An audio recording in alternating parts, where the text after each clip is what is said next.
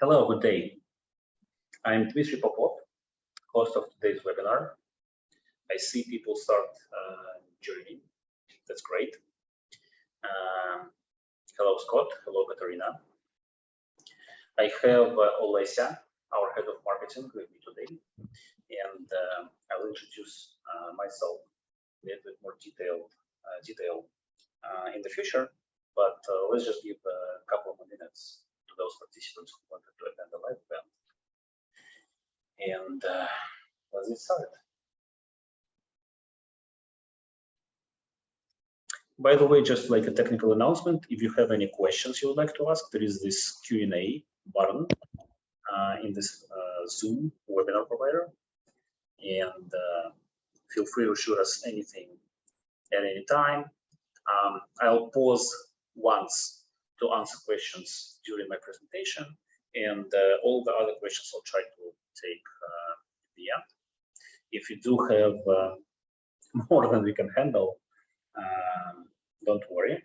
You can always send us an email and we'll definitely respond. And if there will be some interesting questions that remain unanswered, we will be shooting like a short post-script video with the Q&A specifically. So it's 1600 hours, 4 p.m. Eastern, where I am. I'm based in Atlanta, Georgia. My time zone is the same as New York. And I see more people are coming. Welcome. And I suggest we wait just maybe 30 more seconds to give people just a little bit extra time, and we'll begin started.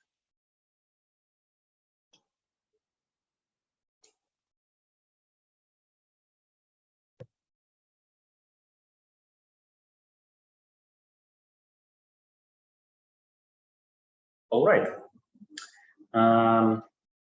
Thanks everyone for joining. My name is Dmitry Popov, and welcome again to Tomi AI webinar about how to unlock the benefits of value-based bidding in financial services.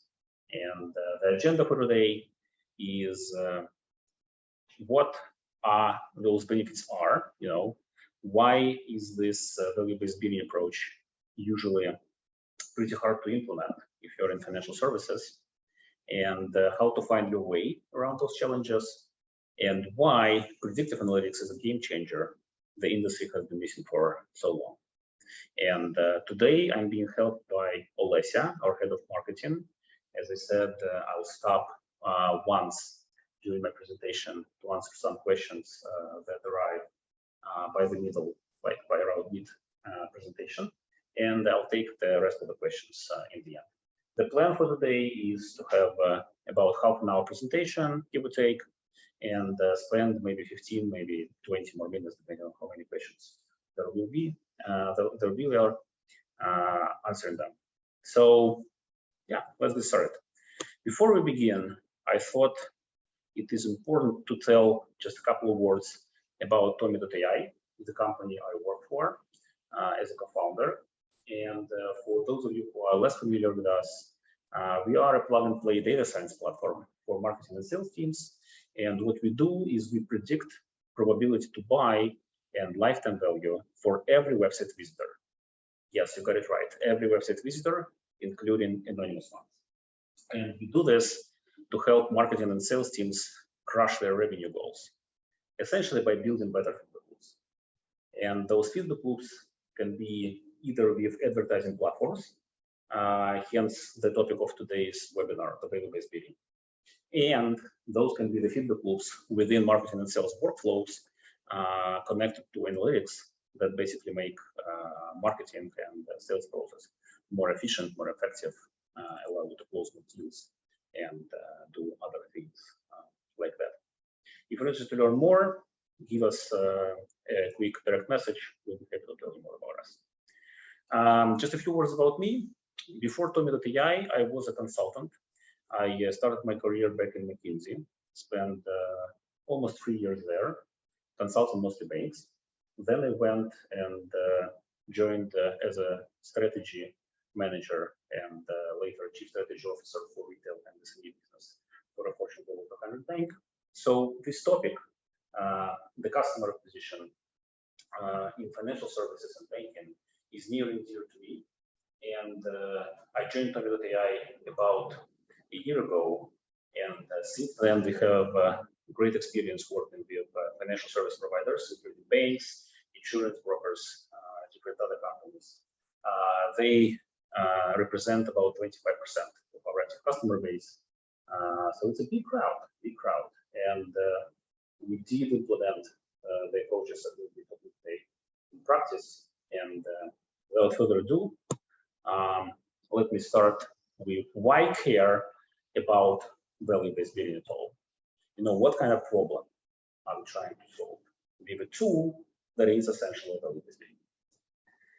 In marketing and in sales, in strategy, and I'm speaking from my experience as a chief strategy officer, when it comes to marketing strategy and digital acquisition strategy, there are always two questions that we need to answer.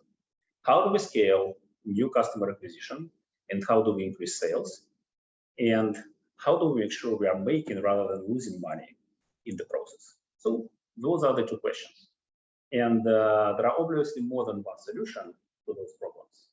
And why I decided to do this webinar tonight is that the value-based billing as a possible solution is often overlooked because it addresses a critical component that either go unnoticed by a lot of marketing and sales teams I interfaced with, or they might be noticing it, but may not be pursuing actively improvements and initiatives in this area because they believe they don't have tools to affect it. And the quality of acquisition is obviously characterized by metrics like high-value customers or low-value customers, but also in financial services, there is this notion of a share of wallet or transaction activity. You can acquire a great customer, he might be a millionaire, but if this millionaire doesn't keep any money with your bank or doesn't use your debit card, or he just buys one teeny tiny insurance policy and keeps his other business elsewhere, it's basically no different to you serving this millionaire or billionaire or just a regular low income or subprime customer. So quality of acquisition is paramount to make sure that we are scaling profitably, but it is often overlooked. And again, why is it critical and why does it affect so much the outcome, the profitability and the scalability, both of these aspects? It's not just about profit, it's not just about customer acquisition cost, it's also about the scale, the sales volume, is because the traditional approach, which is CPA-based billing, and you probably will know what it means. So when you're applying target actions and optimizing your campaigns for things like website leads or sometimes funded accounts or activated accounts, essentially you're optimizing for zeros and ones. You're buying active customers or leads, whomever, and all the customers are different. And with target CPA, your bid is basically fixed at a certain cap, and it is too much for some of the lower value customers you might be acquiring. It might be too little for other customers you are either acquiring or might be acquiring. You are not getting as many of those customers into your funnel because you're not bidding enough. And there is competition out there, which is, by the way, represented not just by your direct competitors, ones that you share in the industry with, other banks, other insurance companies, other wealth managers.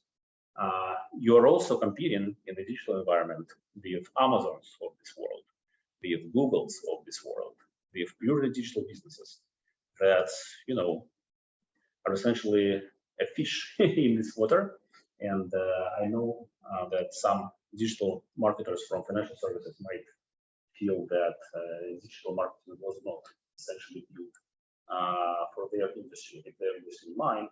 So essentially, if you're using CPA-based billing, you're chronically overbidding for some customers, and for some customer segments, you're chronically underbidding for others, and that essentially hurts both efficiency and effectiveness, scale and profitability. And instead, value-based business strategies like target ROAS or maximize value, they try to remediate that with adjusting the bids, depending on how valuable a particular prospect or particular customer who is likely to enter your funnel is to your business. And it is your job to provide enough feedback and enough high quality optimization signal and data to advertising platforms in this particular instance to make sure that they can understand who is valuable to you and how much valuable are they, and adjust their strategy in acquiring those leads, acquiring those customers accordingly. As we briefly touched, the industry right now is all over the place. Most of the banks and financial service providers we talk to are somewhere between those level 4 and level 3. So they either try to source leads through digital channels and then try to convert them in their funnel with automated text, with emails. Sometimes it's a high value product, or it requires some offline communication with the customer. It might be like a call to a customer or even a visit, but essentially they rely on putting people into the funnel, and the conversion happens further down the road.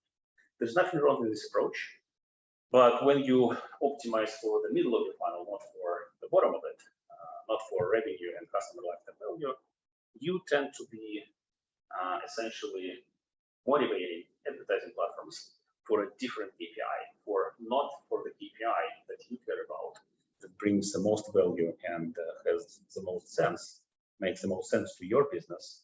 And you might get problems like, okay, I'm getting a ton of leads, and those leads are very attractive in terms of their cost. The cost per lead is great, but those leads either do not convert at the desired level, and if leads do not convert, it leads to all sorts of problems, because advertising spend and media spend is just one part of the equation, but sometimes the cost associated with the sales process, the customer onboarding process, can be even greater than the actual marketing spend that went into sourcing those leads. And another problem, and it is not solved by optimizing and feeding data on the next step on funded accounts or activated accounts, because they are also essentially different ones, is that, well, yeah, okay, those leads, they might convert into paying customers. Those credit cards or debit cards are being issued. Some of them are even activated. But a lot of those customers actually collect the sign-up bonus, like the $200 or $500, depending on the bank, depending on the product. This promo offer, they collect it. They, keep the product active or nominally operational for the required period of time, and then they basically check out. So the result is, if it's a classical bank that has different channels, not just digital, they have traditional branches, agents, and stuff like that, they might notice that digital acquisition through digital channels, is significantly inferior to acquisition via more traditional ones. The value of those customers, especially during their first year in the bank, might be dramatically lower, like 5 times lower or 3 times lower.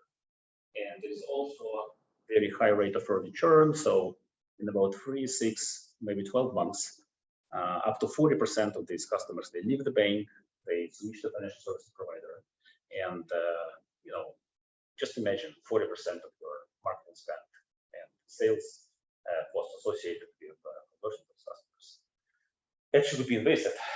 And kind of an obvious solution is to optimize revenue and customer lifetime value, but there are a few tricks. And in essence, value-based bidding is not commonplace yet.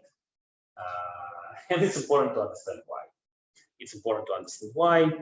And yeah, Backstreet Boys here essentially trying to give us a few hints, but I'll switch to this a little bit more boring, but a little bit more practical slide to try to explain how I see things and why is this happening and what I hear on the market and what different customers that we serve at TomiWebAI and different prospects that we've spoken to recently tell me.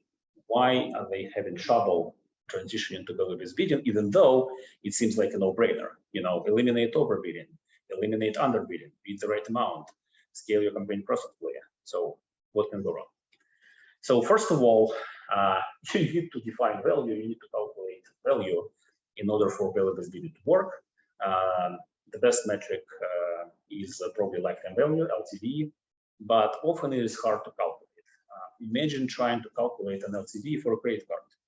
And well, it's kind of easy to do on a cohort average level. So on average, card acquired through channel X in segment Y gives us certain revenue for a certain period of time. But if you're trying to even evaluate a specific customer, there is a ton of variables that go into that. What kind of features do they use? How often do they use their credit card? Do they always pay within the grace period? And I'm using credit card here as just an example. Other financial products have different challenges, but often just the notion of LTV, the notion of customer value, is a little hard for financial services companies, especially banks. Another point here is, well, acquiring a customer, making sure that he's active, that he or she is active, is just the beginning of a long relationship. And often we don't know what the value of the customer is until significant time has passed. And it can be 6 months, it can be 12 months, depending on the churn rate a specific company is having. The lifetime of the customer might be 5 years, so there may be a lot of fluctuation beyond the 12-month period. So it's just impossible and impractical to wait that long to calculate the actual value. So there is a huge need for being able to, if not accurately predict, but reasonably guess, at least reasonably guess what kind of value we might be looking at for a specific customer. Otherwise, the value-based bidding will not work. Another problem is that all the financial products, and especially in the banking environment, they have varying economic models. So a consumer loan, in terms of the economic model, in terms of how the bank makes money on a consumer loan, is completely different from how the bank makes money on a checking account or a debit card or a credit card. So a lot of marketing teams, they actually have trouble thinking about a common denominator, a single metric that might be suitable for all those vastly different products. Well, kind of spoiler alert, LTV and product LTV or customer LTV is the metric that will solve for that, but it has a lot of other problems that we have just discussed that are waiting for you if you choose to go for an LTV. In terms of digital advertising, it's also important to understand what you're getting into. So it is more difficult to make value-based events work for you and provide great performance for your marketing campaigns over the long term than binary events. You need to be ready that you will need to invest a little more in basically trading Facebook and Google and LinkedIn and TikTok and whatever other platforms you are using right now, because predicting value is more difficult than predicting a binary event. And sometimes, especially at the beginning, we saw this time and time again, marketers launch their first value-based campaign, and during the first 2 weeks, they see that the platform is trying to figure out what is the right bid, what is the value of those customers that they would like to see in the future. And they see that the performance drops, sometimes a little bit, sometimes more. Especially leads might become more expensive, and a lot of them actually chicken out at this particular point in time. And it's important to have a sound strategy and to stay the course long enough to make sure that this approach works. It's worth it because the benefits of value-based bidding, sometimes we see 20% improvement in average value per acquired customer alone. I'm not saying about not yet about 50% or 100% uplift in lead to order conversion rate, but essentially to get there, you need patience, you need commitment, and it doesn't hurt if you have deep enough pockets to to weather occasional storm, especially in the beginning, during the transition period, while it's new for you, when it's new for advertising platform, when it's new for the agency you're using. So you need to be prepared for that.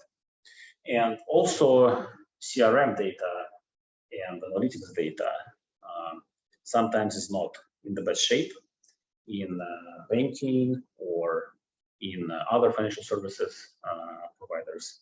So making sure that you have at least a sample, maybe not 100% of your data, but a big enough sample of clean data that you can calculate the value on and make some extrapolations and make some predictions of is critical.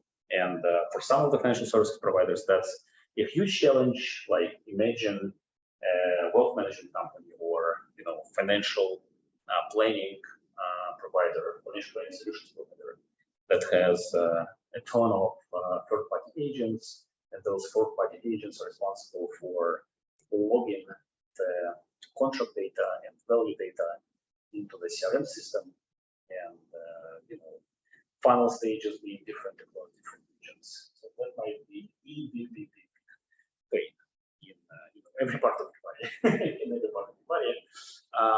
But you can solve it with the right approach. So before we move into a three-step process, how a financial services provider like bank or insurance company can transition to value-based bidding, I just want to check in a little bit and see if there are any questions. Alessia, can you please help me out? Hi, yeah, so we have the question. You mentioned that it is important to have the CRM data clean, but what if the CRM data is not clean? What can you do about that? Yeah, that's a great question. Well, obviously, you probably have a big project that lasts many months and costs you sometimes millions of dollars to clean up your CRM data, but it's a challenge, it takes a long time.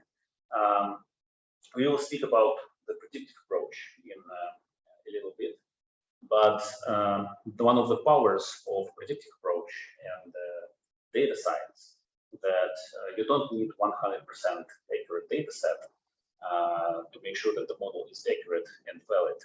You just need a big enough sample of clean data, and a lot of times creating this sample is much easier and it takes much less time than actually fixing the CRM process.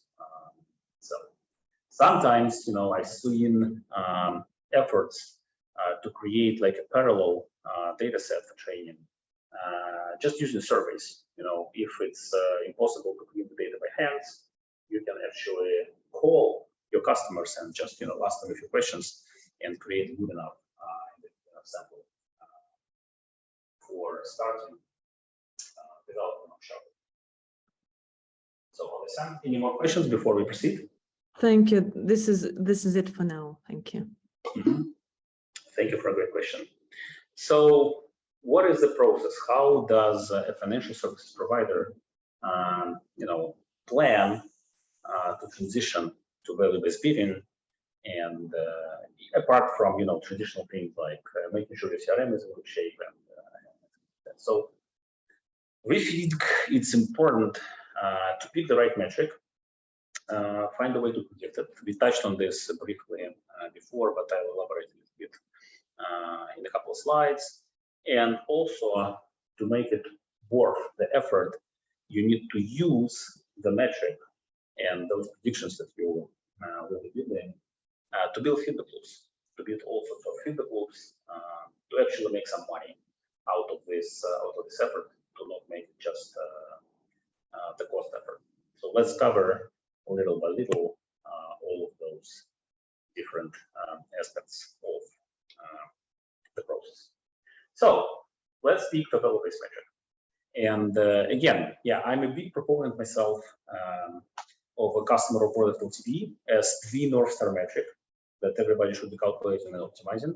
But if you have a more straightforward and more simple product range, like you sell just loans, or maybe you just provide one type of asset management, or you just offer those individual retirement accounts, and you don't have a lot of variance across margins, across economic models in your product portfolio, you can just go with product volume, and volume oftentimes is very well correlated with the actual value that will be produced by this customer over the lifetime. So volume would be an obvious choice. It's easy to measure, easy to understand for both marketers and salespeople, easy to understand for C-level people. So it will be a huge step forward, at least for some products, if you just use volume. However, different products might have volumes being represented by different actual metrics. So sometimes it's not possible. And for example, you offer a variety of investment products. Those investment products have significantly different margins. So just asset under management, is no longer serving you as a good enough proxy of how much money you are making of a particular customer. So you can create a synthetic metric or an index that basically says, yeah, okay, let's multiply volume of product A by margin of product A, and then let's multiply volume of product B by margin of product B, and derive at a certain metric that basically is a weighted average of either volumes or revenue contributions of different products.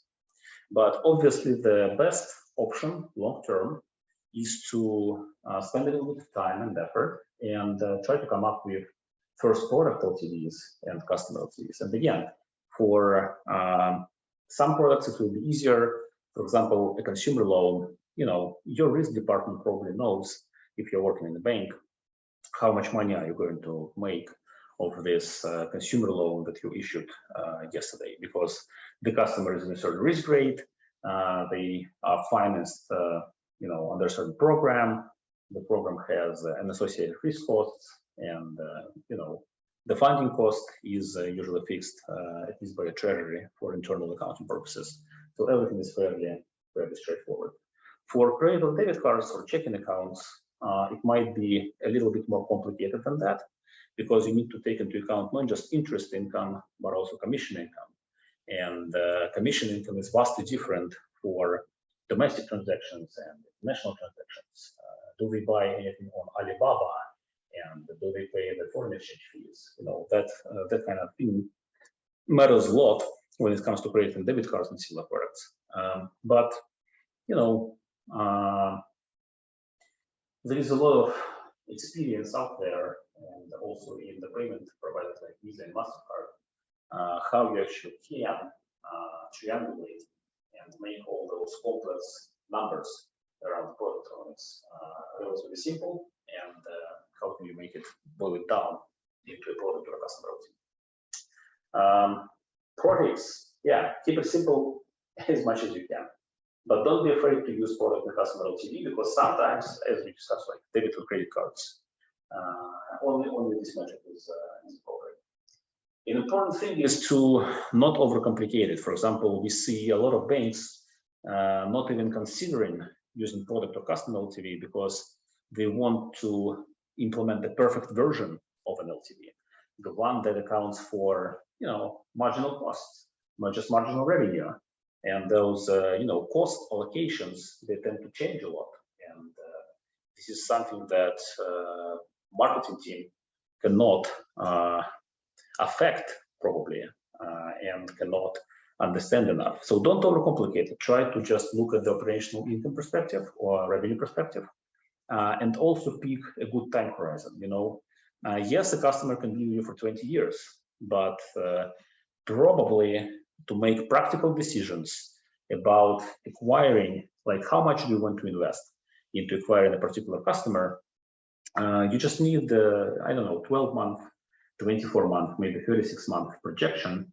How much money are you going to make of this customer over a relatively short period of time?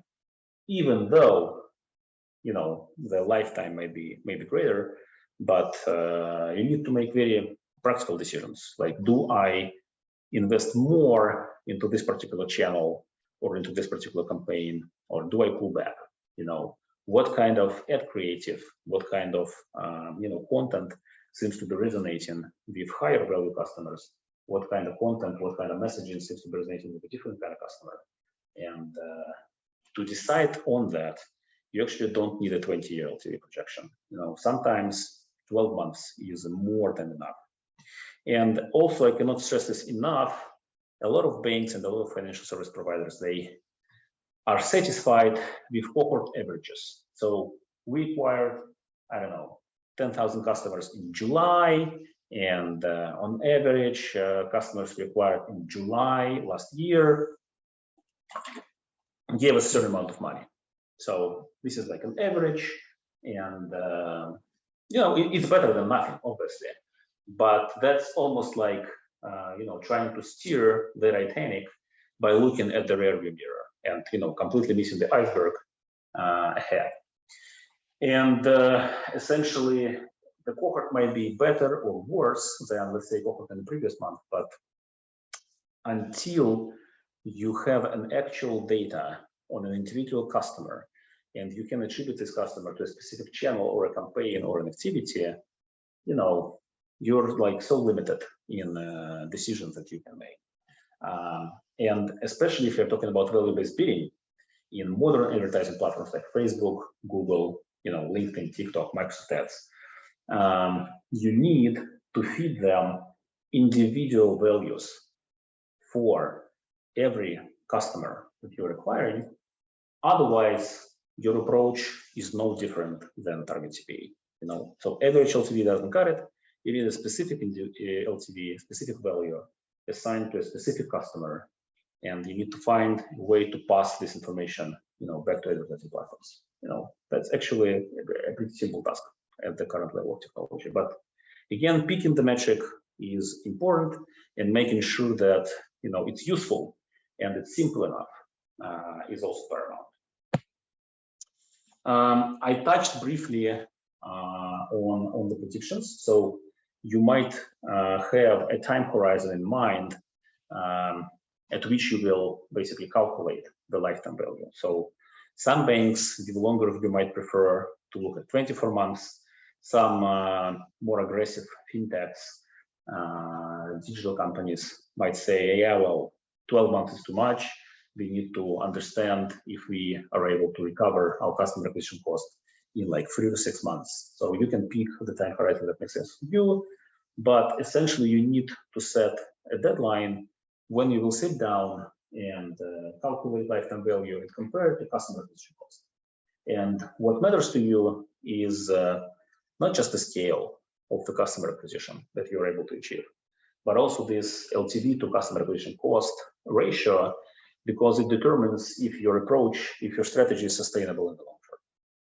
But if we are talking about optimizing digital campaigns and advertising, obviously waiting 12 months to measure the value and to provide any actionable feedback to whomever, being an advertising platform or your campaign manager or your CMO or your CFO, who will actually either give you more money or cut back the budget depending on what he sees, is definitely too long. So you might benefit a lot from using the cohort approach, the vintages approach. Your colleagues in risk department are probably using this a lot when building risk models. So what they typically do, they say, yeah, okay, what we're interested in is default rate at 12-month age of the loan. When the loan, is issued 12 months ago, what percentage of actually customers defaulted? That's what we define as probability of default. And they use earlier metrics. They use delinquency at 30 days, delinquency at 60 days, delinquency at 90 days, and they basically see how the cohort develops over time. Because obviously, the more time passes, the more chance there is that somebody who is not in default right now will default. And it's important to understand this curve and this dynamic. But also what's good, if the curve is fairly stable, and these things, they tend to be fairly stable over time, if you just understand earlier on which curve are you operating, you might get an insight where you would get. So the first framework that we are suggesting to use when you are considering transition to value-based bidding, just make sure you understand the curve, and make sure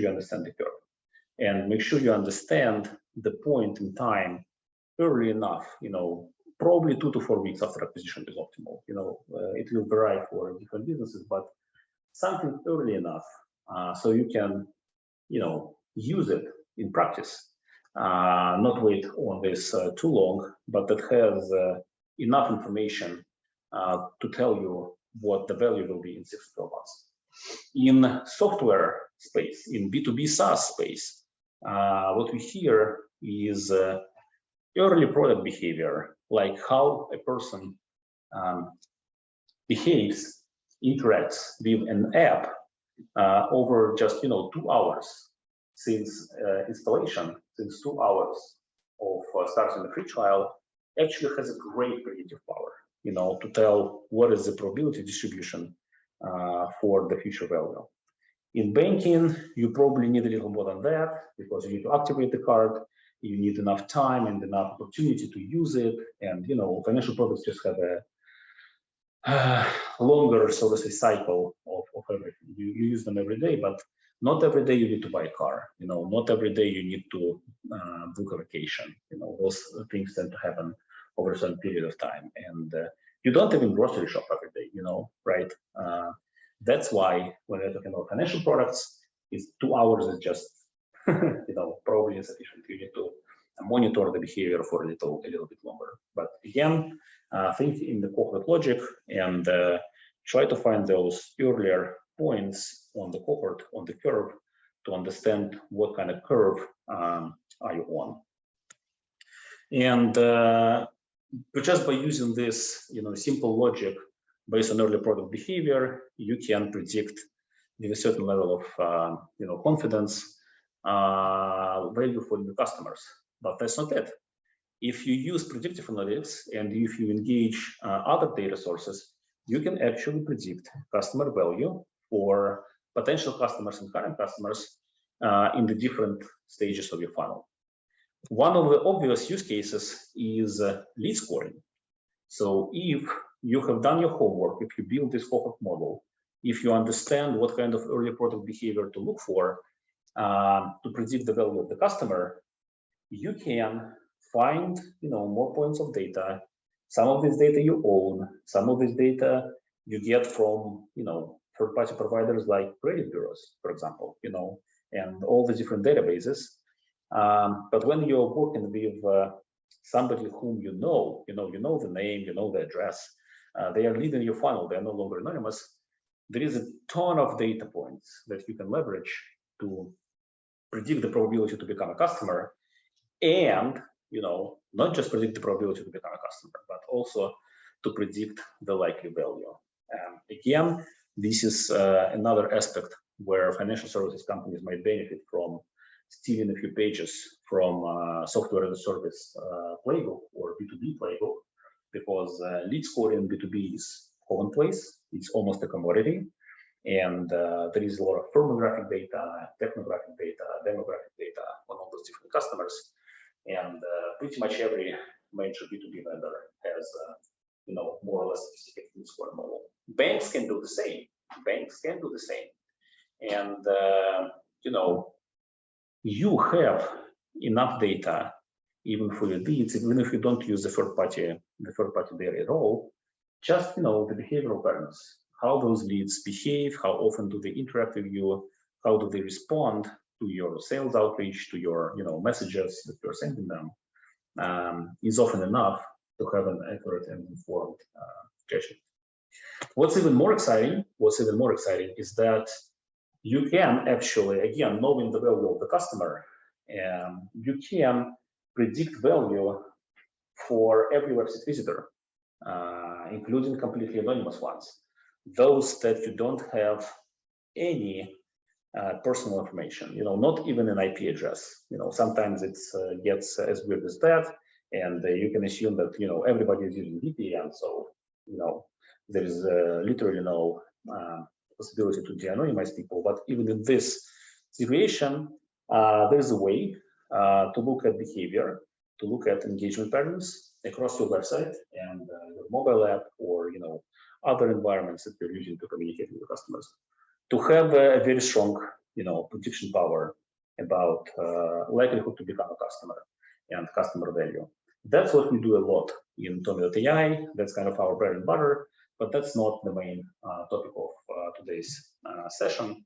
So I will not be spending a lot more time on this. But if you're interested, let us know, and we'll try to fast track a special session on predicting probability to buy for website visitors rather than leads or actual customers. And the last part, the last but not least, predictions and measurement of value is basically useless if you don't have a use for it. If you don't know how to use this data in order to make a little bit more money, or acquire more customers, or maybe make sure that the customer acquisition cost payback period is lower. So you need to build those feedback loops. Here are some of the data sources that you need for predictive models. And again, if you're talking about value-based bidding here, and one of the not obvious but compelling, very compelling use cases is using those predicted customer values either for new customers, for early customers, or even for your leads, or even for your website visitors, processing it, and then pushing this data into Google Ads or Facebook Ads as an optimization signal, or as different value-based segments to run your campaigns against, can be hugely beneficial. This is, first of all, if you're right now just buying leads, and leads are zeros and ones, if you have a predicted customer value, you can transition to value-based bidding. And if your predictions are good, the actual value that they are generating will correlate very well with what you have predicted. So yeah, feedback tools with advertising platforms, we call these predictive conversions and predictive audiences, the T and the O in Tomi.ai. Happy to tell you more about it. But this is obviously one of the feedback loops that directly affects your profitability, that directly affects the scale of customer acquisition, and a lot of other things. But that's not all. You can use those predictive scores and push it to your CRM system. So your sales team, or your customer service team, or your CRM team, if you're working in a bank, for example, will know which customers to focus on, who has the highest chance to convert into high-value customer, who has the highest chance for upsell or cross-sell, and we might prioritize those leads and those early customers for your employees to make sure that they receive a call, or they receive a personal text, not just this automated email or something, and they have a higher likelihood to press for the funnel to become not just a customer but an advocate for your bank or your company. And also a great use case, a great feedback loop to build is using those customer value predictions to calculate marketing ROI, to judge channels, to judge campaigns, to judge different creatives and messaging against predictive value metrics. Why is it important? Because predictive value metrics, they characterize the bottom of your funnel. They do provide you very, very fast, almost real time, and very, very strong signal, 10 to 100 times stronger signal. So imagine you're trying to compare two different ads. One has a cat, another one has a dog, just, for the sake of the argument. Which ad works better? If you don't have predictions, if you have only just the cohorts, you need to wait 6 to 12 months, measure the value of customers acquired with ad A and ad B, and it's just prohibitively long and prohibitively expensive. You cannot do that, and you need to spend a ton of money, because the conversion rate from just seeing the ad and clicking on the ad to actually becoming a customer is probably anywhere around 0.1 to 0.01% if you're in financial services business. So what's the alternative? The alternative is to have predictive scores, at least for your leads, at least for your leads. at least for those who have submitted these forms on your website. But again, even better if you can score every website visitor. Just a few hours after the click, a few hours after the website visit, you have a prediction who is valuable, who is not, and suddenly by end of day, you can compare what kind of predicted revenue or predicted lifetime value contribution did the dog have versus the cat, and is there a statistically significant difference? So you can arrive at statistical significance much faster. You can quit judging different A/B tests on CTRs, click-through rates, and CPLs like cost per leads. You can actually measure what's important, measure the value contribution. And there is also a huge issue of driving incremental demand rather than cannibalizing organic and brand traffic. But again, it's a topic for a separate conversation. So yeah, feedback loops. To sum up, big ideas, too long didn't read. Value-based bidding is a powerful tool, but that is underused, especially in the financial services context. There are a lot of challenges that banks and financial services providers face that literally make them work on this months and years just to make very slow progress. In the modern world, if you don't overcomplicate things, if you pick the right value metric, if you leverage the cohort understanding of your customer base, and if you know your way around predictive analytics, you can actually speed up the transition and gain most of the benefits, maybe even all of the benefits of value-based bidding much faster. And actual value sometimes is inferior to predicted value, especially when it comes to digital advertising, which is very dynamic and requires a strong feedback loop and quick feedback loop, which is essential to be there if you want to make sure positive ROI and that you are making and not losing money. So that's it for my presentation. Thank you so much for tuning in today, and time for questions. Alyssa, I think we have several. Yeah, we have several questions that have come in. So let me start. So with the most interesting ones.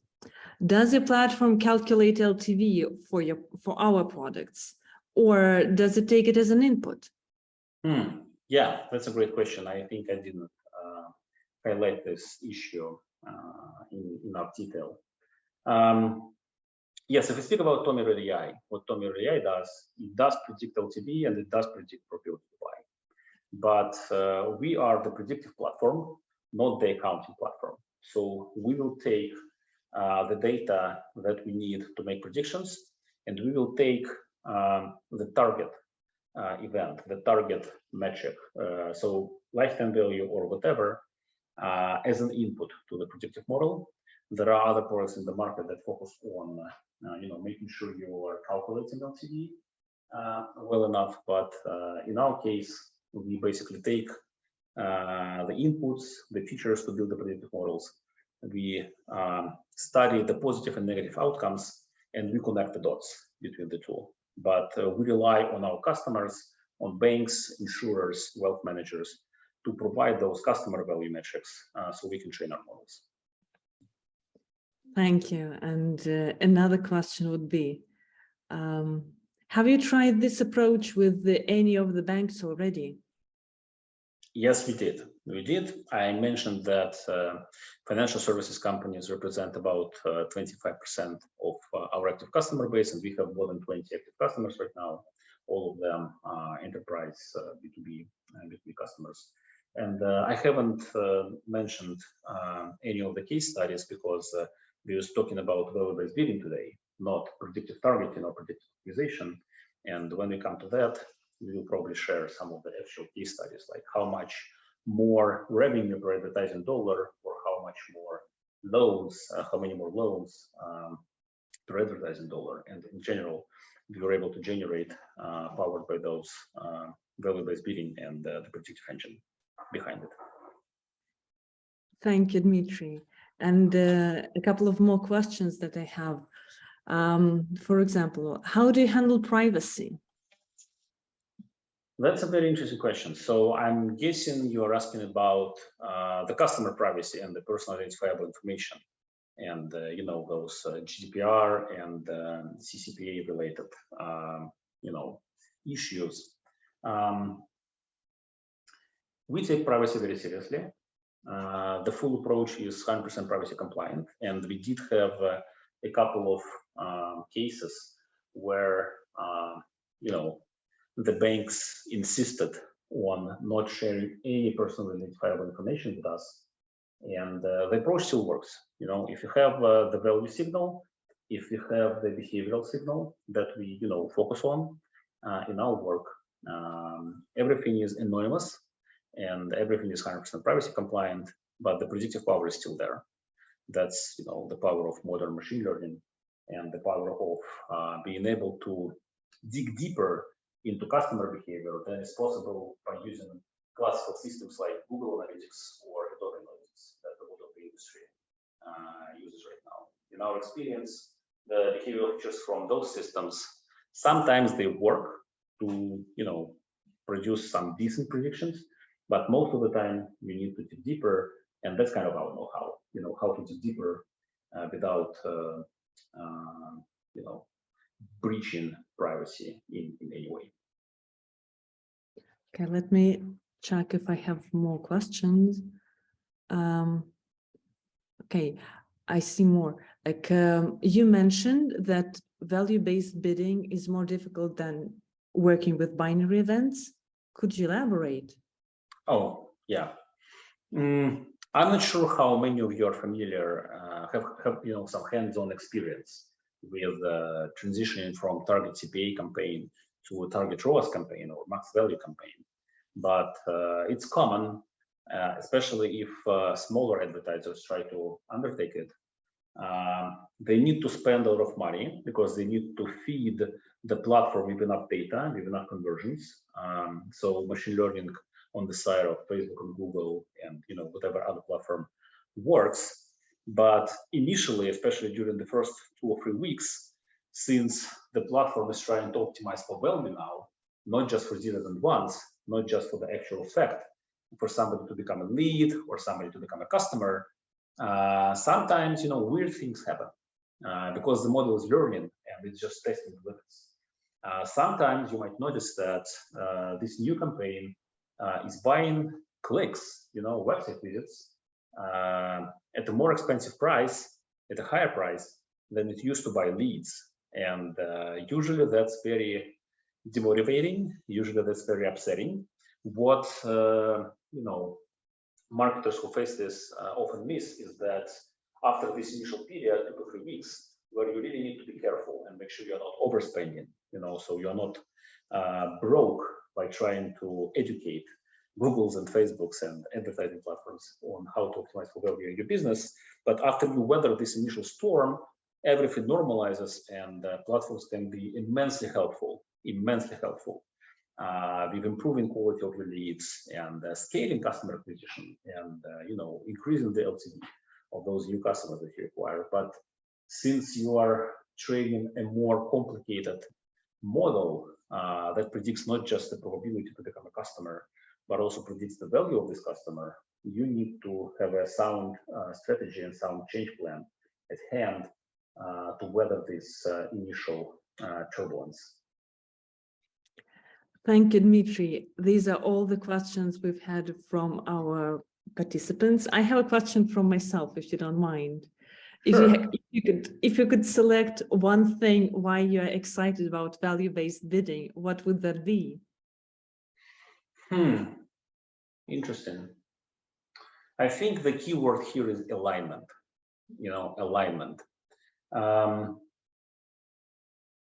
Imagine you have hired a contractor to do some job for you, and you agreed that, let's say, 50% of their compensation is linked to the quality of their service or to, you know, the volume of the work that they do for you. Like, for example, you're hiring, let's say, an external sale, a fractional sales person or somebody. And you can set a KPI, and you can set it differently. You know, you can say, hey, I'm happy if you give me leads, you know, and it's my problem to make sure those leads progress through the funnel because I'm the product expert and whatever.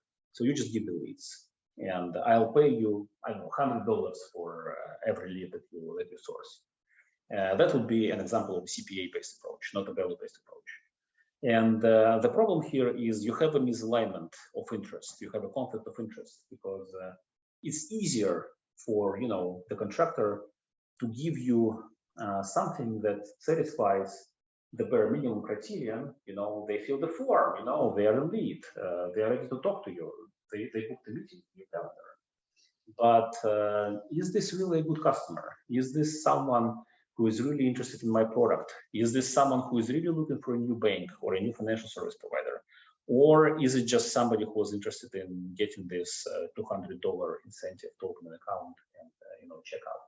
So essentially, value-based bidding is setting the right KPI, aligning the incentive of an advertising platform and an advertiser, a financial services company, because you need, you know, high-value customers, and you need to make sure that the customer acquisition cost is not more than your lifetime value. You know, those are the two things that they're about.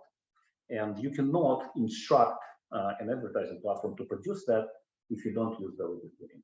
So alignment and you know, obliteration of conflict of interest is, I think, the most interesting in this feedback loop with advertising platform. Thank you. Sounds inspiring. Thank you, Alessia. Thank you, dear participants, for tuning in at this hour, and hope to see you again soon on another event. And please share your feedback with us. Yeah, let me share my screen again. This is my email address, and yeah, if you have any questions, feel free to reach out.